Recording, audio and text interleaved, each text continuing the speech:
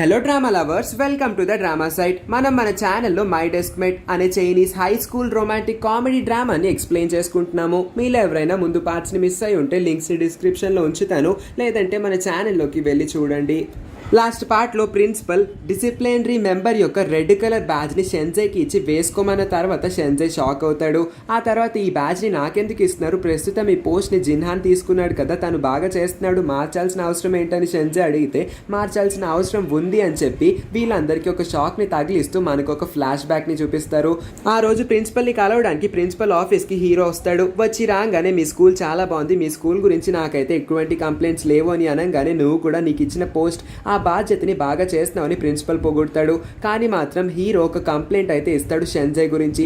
షెన్జై చాలా అల్లరి చేస్తున్నాడు, తనైతే క్లాస్ మొత్తాన్నే కాదు స్కూల్ మొత్తాన్ని బాగా డిస్టర్బ్ చేస్తున్నాడు.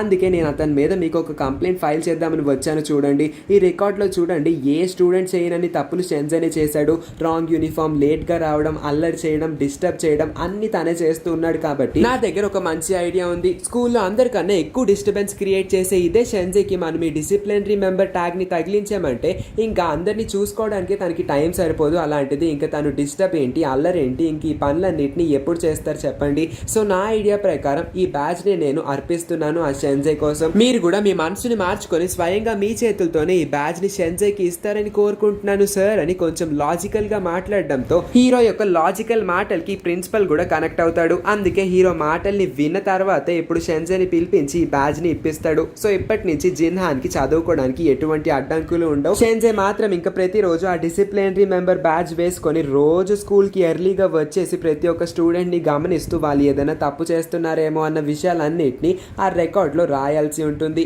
ఒక రోజు వాడికి ఒక రాంగ్ యూనిఫామ్ వేసుకున్న కుర్రోడు అయితే కనబడతాడు. వాడిని ఆపి నువ్వు రాంగ్ యూనిఫామ్ వేసుకున్నావు కాబట్టి వెంటనే ఈ డైరీ లోపల ఒక సైన్ పెట్టి వెళ్ళరా అని అనగానే వాడు సైన్ పెట్టడానికి ముందుకు వస్తాడు. ఈ లోపే వాడికి ఆ రికార్డ్లో పైన మొత్తం షెన్జై పేరే ఉండడంతో అదేంటి నీ పేరే ఇక్కడ ఉంది, అలాంటిది నీకు ఈ పోస్ట్ ఎలా వచ్చింది అని అనగానే షెన్జైకి ఒళ్ళు మండుతుంది. నా పేరుంటే నీకేంట్రా, నీకేంటి ప్రాబ్లం అంటే నువ్వు ఇప్పుడు సైన్ పెట్టను అంటున్నావు అంతే కదా, నా చేతులు దెబ్బలు కాయాలని ఉందా అని చెప్పి వాడిని బెదిరించేసరికి వాడు సైన్ పెట్టేసి అక్కడి నుంచి పారిపోతాడు. అదే టైంకి లీలా, జిన్ ఇంకా వాళ్ళ గ్యాంగ్ మొత్తం ఎంట్రీ ఇస్తుంది. లీలాకి ముందు చెప్పుకున్నట్టే ప్రతిరోజు షెన్జై చేత తిట్లు తినడమో, షెన్జైతో ఒక గొడవ పడ్డమో చేయకపోతే తనకి నిద్ర పట్టదు, ఆకలి కూడా వేయదు.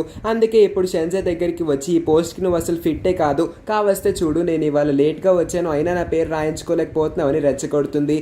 నీ పేరు రాయాలి అంతే కదా, దాంతో ముందు రాసేస్తాను అని అంటే అసలు నేను లేట్గా వచ్చానడానికి ప్రూఫ్ ఏంటి అని మళ్ళీ మాట మార్చేస్తుంది. పోన్లే లేట్గా రాలేదంటున్నావు కాబట్టి నీ యూనిఫామ్ చెక్ చేస్తా నాగు అని చెప్పి తన పైనుంచి కింద వరకు చూస్తాడు. కానీ ఎక్కడ కూడా తను రాంగ్ యూనిఫామ్ వేసుకున్నట్టు కనబడదు. కాబట్టి నువ్వు ఎక్కువ మేకప్ వేసుకున్నావు, అందుకోసమే నేను నీ పేరు నీ అటెండెన్స్ లిస్ట్లో రాస్తాను అని అంటే తనేమి మేకప్ వేసుకోదు, తను న్యాచురల్ బ్యూటీ. అందుకే తను మన స్కూల్లో ఉండే బ్యూటీ క్లబ్కి లీడర్ అని చెప్పి తన ఫ్రెండ్స్ అందరూ పొగిడేస్తూ ఉంటారు. అమ్మ బ్యూటీయో అస్సలు మేము అసలు అదేం పట్టించుకోం కానీ నువ్వు మేకప్ ఎక్కువ వేసుకున్నావు అని అంటూ ఉండడంతో వీళ్ళందరూ ఒక్కసారిగా బాయ్స్ మీద అటాక్ చేయడానికి ముందుకు వస్తారు.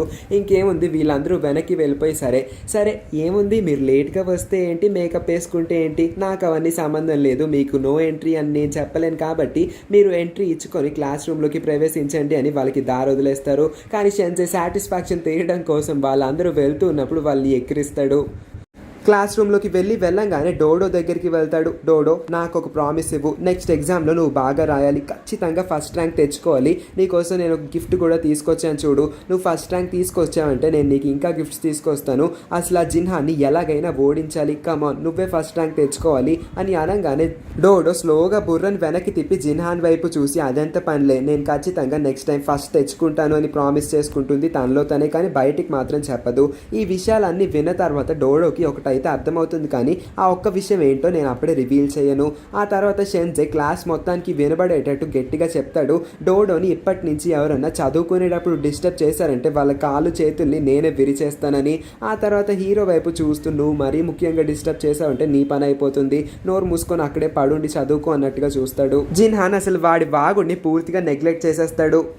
నెక్స్ట్ సీన్లో మిస్ షెన్ మళ్ళీ మ్యాథ్స్ క్లాస్ తీసుకోవడానికి అయితే ఈసారి రాదు, కానీ ఈసారి ఎప్పటి నుంచో అందరూ మనం కూడా వెయిట్ చేస్తున్న ఆ ఎగ్జామినేషన్ జరుగుతుంది ఈ పీరియడ్లోనే. అందుకే మిస్ షెన్ ఇప్పుడు వచ్చి వీళ్ళందరినీ రెడీ అవ్వమని చెప్పి పేపర్స్ డిస్ట్రిబ్యూట్ చేసే టైం అవుతుంది. అందరూ గుండెల మీద చేయి వేసుకొని రాసుకోండి, ఎందుకంటే ఈ ఎగ్జామ్ మీ డెస్క్ మేట్స్ డిసైడ్ చేస్తుంది అని చెప్పి అంటుంది. వీళ్ళందరూ ఏవేవో స్ట్రాటజీస్ వేసుకుంటూ ఉంటారు. షెన్జే ఏమో మళ్ళీ ఏవేవో క్యాలిక్యులేషన్స్ వేస్తాడు, కానీ ఏది వర్కౌట్ అవ్వకపోయేసరికి తన బుర్ర పట్టుకొని గోక్కుంటూ బాగా ఆలోచనలో పడతాడు. ఏదో ఒకటి చేద్దాం అనుకొని తన బెస్ట్ ఫ్రెండ్స్ని ఒకసారి దగ్గరికి పిలుస్తారు. ఇక్కడితో సీన్ కట్ అవుతుంది. క్లాక్ని చూపిస్తారు. ఆల్మోస్ట్ ఇంకొక 3 or 2 minutesలో ఎగ్జామ్ స్టార్ట్ అయిపోతుంది. ఇప్పుడు ఎగ్జామ్ కూడా స్టార్ట్ అయిపోతుంది. అందరికీ పేపర్స్ దొరుకుతాయి. హీరోయిన్ మ్యాజికల్ ఆప్షన్ అయిన సీనే పెట్టేద్దాం అనుకుంటుంది. తనకి ఆన్సర్స్ వచ్చినా సరే అవేమి పట్టించుకోకుండా అన్ని క్వశ్చన్స్కి ఒకే ఆప్షన్ అయిన మ్యాజికల్ ఆప్షన్, తాను పిలుచుకుంటున్న సీఏ మ్యాజికల్ ఆప్షన్ అంట, దాన్నే పెట్టేస్తూ ఉంటుంది ప్రతి ఒక్క క్వశ్చన్కి. అలాగా 1 minute క్వశ్చన్ పేపర్ మొత్తాన్ని ఫిల్ చేసేస్తుంది. ఇంకొక వైపు షెన్జేని చూపిస్తారు. తన బెస్ట్ ఫ్రెండ్స్ ఇద్దరిని పిలిపించి, నా దగ్గర ఒక ఐడియా ఉంది, ఈ ఐడియాని ఎగ్జామ్కి అయితే ఇంప్లిమెంట్ చేయండి, తర్వాత నేను మీ పని చెప్తాను అని. మీ ఇద్దరు అసలు ఆన్సర్స్ని మీకు తెలిసినా సరే తప్పులు పెట్టేయండి. అలా చేశారంటే ఖచ్చితంగా మీ ఇద్దరికి లాస్ట్ 2 ర్యాంక్స్ వస్తాయి. కాబట్టి మీ ఇద్దరు పక్కనే హీరోయిన్ అనుకుంటున్న ఆ జిన్హాన్ కానీ లేదంటే డోడో, వీళ్ళిద్దరు ఎవరో ఒకరు కూర్చుంటారు.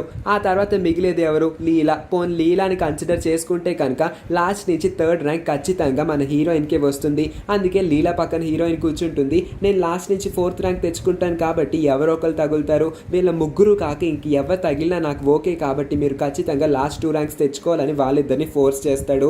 ఆ తర్వాత వీడు కూడా నోటికి నచ్చిన ఆప్షన్, చేతికి వచ్చిన ఆప్షన్ని పెట్టేస్తాడు. అలాగా వీడు కూడా 2 minutesలో ఎగ్జామ్ మొత్తాన్ని కంప్లీట్ చేస్తాడు. 1 hour తర్వాత ఎగ్జామ్ కంప్లీట్ అవుతుంది. అందరూ డిస్పర్స్ అవుతారు. పేపర్స్ని కూడా సబ్మిట్ చేసేస్తారు. హీరోయిన్ అయితే దేవుడికి దండం పెట్టేసుకుంటుంది. ఎలాగన్నా నేనే లాస్ట్ ర్యాంక్ రావాలి, నాకే లాస్ట్ ర్యాంక్ రావాలి అని చెప్పి వెనక నుంచి షెన్జే ఏమో, నీకు లాస్ట్ ర్యాంక్ రాదు, నాకే వస్తుంది, అయినా నాకు కూడా రాదులే, నాకు లాస్ట్ నుంచి 4th ర్యాంక్ వస్తుంది. ఎలాగోలాగా హీరోయిన్ జిన్హాన్ పక్కన కూర్చునే ప్రసక్తే లేకుండా చేసుకుంటాడు.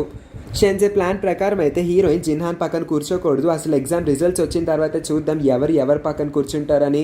ఇదే టైంకి డోడో వెనక్కి వస్తుంది సరదాగా. వచ్చి రాగానే షెన్జే వైపు చూసి, నువ్వు అసలు నాకు ఇంతలా ఎందుకు హెల్ప్ చేస్తున్నావు, నా కోసం క్లాస్ మొత్తాన్ని నా దగ్గరికి కూడా రానివ్వకుండా చేసావు, ఖచ్చితంగా నీకు నా పక్కన కూర్చోవాలని ఉంది కదా అని అనగానే షెన్జేనే కాదు, షెన్జేతో పాటు లిటిల్ కింగ్ కాంగ్ కూడా షాక్ అయిపోతుంది. ఏంటి, నువ్వు డోడో పక్కన కూర్చోవాలనుకుంటున్నావా? నిజంగానా? అయితే ఇంకేంటి, ఖచ్చితంగా నువ్వు ఆ అమ్మాయి పక్కన కూర్చుంటావులే, దానికి తగినట్టే ఆన్సర్లని పెట్టుకొని ఉంటావు కదా, నీ కోరిక అయితే నెరవేరిపోతుంది. నా కోరిక కూడా నెరవేరితే బాగుంటుంది. నేను కూడా జిన్హాన్ పక్కనే కూర్చోవాలనుకుంటున్నాను, నా పక్కన జిన్హాన్ ఉండాలి, దేవుడా ప్లీజ్ నా విషయం ఎలాగన్నా నెరవేరేలా చూడు అని దేవుడిని పదే పదే ప్రార్థిస్తూ ఉంటుంది.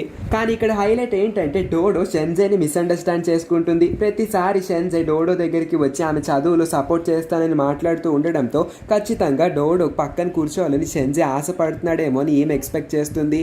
అందుకోసమే తను కూడా చాలా హ్యాపీగా ఫీల్ అవుతుంది. ఒకవైపు చూస్తే డోడోకి కూడా షెన్జే అంటే ఇష్టం ఏమో అంతే.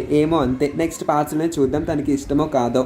ఆ సాయంత్రం షార్క్ స్కూల్ నుంచి హీరోని పికప్ చేసుకున్న తర్వాత తన్ని ఇంటి దగ్గర వరకు కరెక్ట్గా ఇంటి దగ్గర డ్రాప్ చేయకుండా ఇంటికి కాస్త దూరంలో డ్రాప్ చేస్తాడు. అక్కడి నుంచి హీరో నడుచుకొని అయితే వెళ్తాడు. ఒకవేళ తన్ని ఇంటి దగ్గర డ్రాప్ చేస్తే ఏ మీడియా బోర్డు అన్న వీడిని ఫోటో తీసేస్తే మళ్ళీ దీని ఇల్లు తెలిసిపోయిన తర్వాత రచ్చ చేస్తారు. కాబట్టి ఇలాంటి కొన్ని సేఫ్టీ ప్రికాషన్స్ని తీసుకుంటూ ఉంటారు. షార్క్ అయితే కార్ వేసుకొని అక్కడి నుంచి వెళ్ళిపోతాడు. హీరో 2 అడుగులు ముందుకు వేసేసరికి తన్ని ఎవరో ఫాలో అవుతున్నట్టు అనిపించడంతో ఒక్కసారి భయంగా వెనక్కి తిరిగి చూస్తే ఎవరు ఉండరు. కానీ మనకి కూడా జిన్హాన్ని ఎవరో ఫాలో అవుతున్నట్టుగా చూపిస్తారు. ఆ మనిషి ఎవరు అనేది మాత్రం క్లియర్ గా చూపించకుండానే సీన్ ని కట్ చేస్తారు. ఆ రాత్రికి జిన్హాన్ ఇంట్లోకి వెళ్తాడు. ఇంటికి వెళ్ళి ఆ ల్యాప్టాప్ లో ఏదో వర్క్ చేసుకుంటూ ఉంటే కరెక్ట్ గా కాలింగ్ బెల్ మోగుతుంది. ఎవరా అని చూస్తే ఒక అమ్మాయి ఫుల్ గా కవర్ చేసుకొని మాస్క్ ఇంకా క్యాప్ పెట్టుకొని మొహం సరిగ్గా చూపించకుండా ఉంటుంది. ఖచ్చితంగా ఏ మీడియా వాళ్ళు వచ్చుంటారేమో అని చెప్పి భయంగా షార్క్ కి కాల్ చేసి వెంటనే మా ఇంటికి రా, ఇక్కడ మీడియా వాడు మా ఇంటి లొకేషన్ ని తెలుసుకొని మా ఇంటి ముందు ఉన్నాడు, నాకు భయం వేస్తుంది, మళ్ళీ వాడు లోపలికి వచ్చేస్తాడేమో, నాకు చాలా భయంగా ఉంది, ఫాస్ట్గా వచ్చాయని అంటాడు. హీరో చూడడానికి ఇంత క్యూట్ అండ్ హ్యాండ్సమ్గా ఆరోగెంట్గా యాటిట్యూడ్ మెయింటైన్ చేస్తూ ఉంటాడు. కానీ తనకి ఏ చిన్న విషయం అన్నా, మరీ ముఖ్యంగా మీడియా అన్నా ఎవరన్నా తన్ని స్టాక్ చేస్తున్నారన్న విషయం తెలిస్తే చాలా భయపడతాడు. దీనికి అతని పాస్ట్కి ఏదైనా సంబంధం ఉందేమో మనకి త్వరలోనే తెలుస్తుంది. తర్వాత చూస్తే ఆ వచ్చిన అమ్మాయి అయితే మాయమైపోతుంది. కానీ తనలో మాత్రం ఆ భయం అలాగే ఉంటుంది. అసలు ఈ అమ్మాయి ఎవరు అనేది చాలా పెద్ద ట్విస్ట్. ఆ చాలా పెద్ద ట్విస్ట్ ఏంటో కూడా తెలుసుకోవాలనుకుంటే నెక్స్ట్ పార్ట్స్ పార్ట్స్ ని మిస్ అవ్వకుండా చూడండి. ఆ ట్విస్ట్ తెలిస్తే మీ మైండ్ బ్లాంక్ అవుతుంది అంతే. నెక్స్ట్ పార్ట్స్ ని కూడా మిస్ అవ్వకుండా చూడాలనుకుంటే మర్చిపోకుండా వెళ్లే ముందు ఈ వీడియోని లైక్ చేసి మన ఛానల్ ని కూడా సబ్స్క్రైబ్ చేసుకొని పక్కనే ఉన్న నోటిఫికేషన్ బెల్ ని కూడా ఆన్ చేసుకొని ఉంచండి. Thank you for watching.